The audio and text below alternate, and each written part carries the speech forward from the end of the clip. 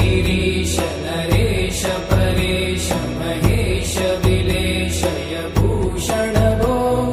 साम्ब सदा शिव शम्भो शङ्कर शरणं मे तव चरणयुगम्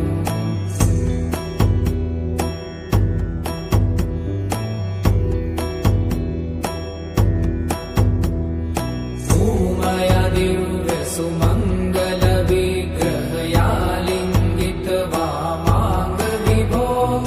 साम्ब सदा शिव शम्भो शङ्कर शरणं मे तव चरणयुगम्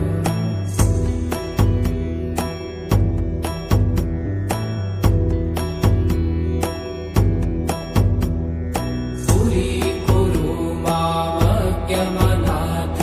दूरीकुरु मे दुरितं भो साम्ब सदा शिव शम्भो शङ्कर शरणं मे तव चरणयुगम्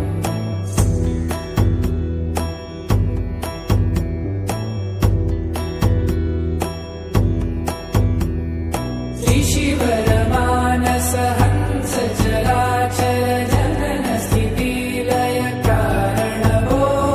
साम्ब सदा शिव शम्भो शङ्कर शरणं मे तव चरणयुगम् अन्तःकरण विशुद्धिं